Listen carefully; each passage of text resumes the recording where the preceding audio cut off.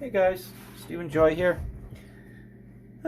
Just continuing to work on this game, and this morning I woke up with some ideas, but I had to fight with my camera all day to free up memory so that I could edit the film on it.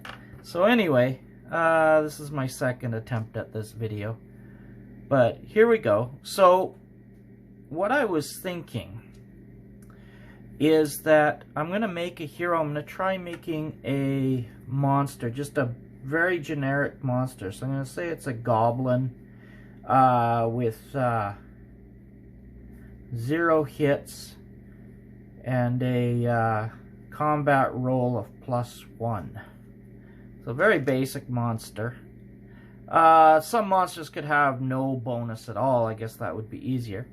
But when I take the hero, I'm going to say that the hero has 2 hits, 1 armor, and a +1 combat. So they're wearing some armor and have spent the 2 points, 1 point on combat and spent 2 points on hits.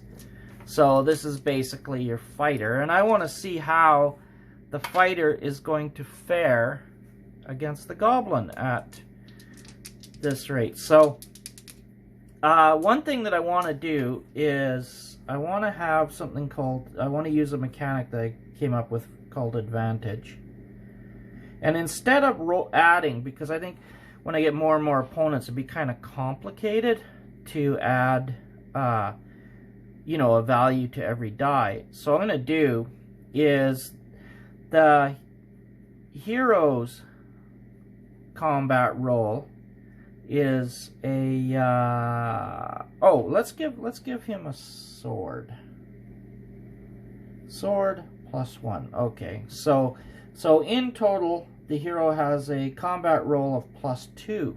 So hero's +2, and the goblin is combat roll of +1. All right. So the difference is +1 in favor of the hero, so the hero will have advantage of +1 CR. So now I only need to add to the hero's die. I don't need to add to the goblin's die. Otherwise, I would be adding 2 to the hero's die and 1 to the goblin's die. It's too much. This is easier. So just calculate advantage before the combat. That's what I figure would be the best way to do it. Okay, so I'm going to try this out. Let's see how the hero does. So the goblin does 5, but the hero has advantage with a +1. So the hero rolls 4, so the goblin hits and does a point of damage. So 1 point of damage to the hero. So the next turn,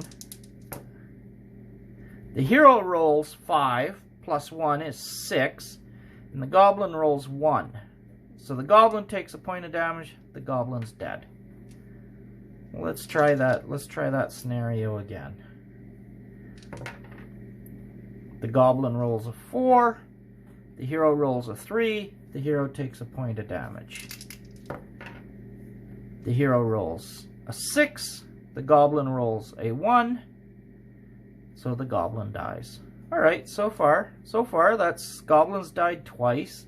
Now there is a real threat to the hero, but let's try what happens versus 2 goblins. So 2 goblins, 2 monsters would be represented by 2 dice. In the event that there were a 3rd monster, I would probably use another color of dice. This one's a blue if you can't see it. This one really is orange, by the way. It looks yellow. In my last video I called it an orange die. It is actually orange. So here, so that, let's say that would be 2 monsters of the same type, 2 different monsters. Great reason to use up a bunch of dice. I love it. So anyway, let's try this again. So I think the hero rolled a 6, which is a critical, so it gets to roll again. So that's a 9, 10. So 10 defeats 1 goblin, defeats 2 goblins. So what I'm thinking is the way to go here would be it kills both goblins. I'm thinking that's the way to play this out, so that combat's really fast that way. I really like that. Now, the only difficulty I can see is if there were 2 heroes. Then what do you do? It starts getting a little complicated because you've got 2 different... But I think that that's easily fixed with just a simple rule that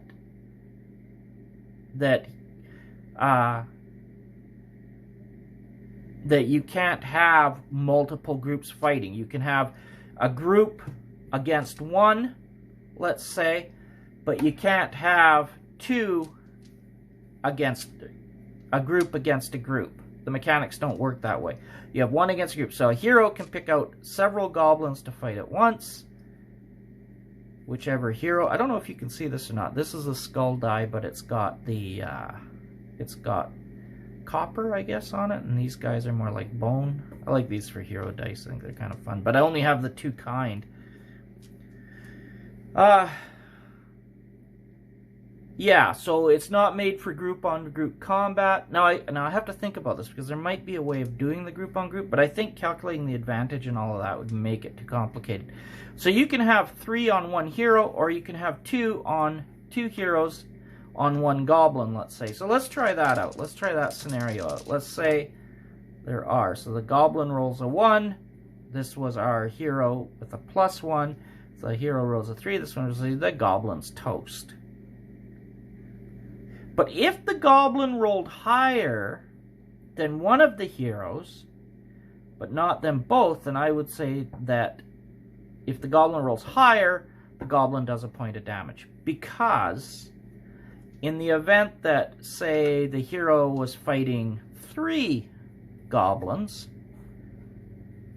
even though the hero might roll higher than 2 of them, one might still roll higher, and that one's still going to do a point of damage, but the hero's going to damage the other 2. I think that would work. So let's try this out. Okay, so the hero rolls a 2. +1 is 3. So the hero beats this 1 goblin. So that's 1 goblin dead. But these 2 goblins have hit the hero twice. The hero has taken 2 points of damage. But he defeated 1 goblin. So let's try this again. There's another fight, and the hero rolls a 3. The 2 goblins again hit the hero, so the goblin gets rid of 1 armor, so is down to, has taken 1 point of armor damage, has taken... Oh, I said he took 2. Yeah, hero's dead. The hero's dead. So 3 is pretty powerful. So you're not really super tough, but that's okay. I don't mind that because I'm running out of time here, but I'll be quick. I am going to add powers and stuff, so I am going to make... The heroes are going to be quite a bit more powerful than I had originally done. Alright, that's it. I gotta go. I don't have any more time. My camera is going to stop recording in... pretty quick.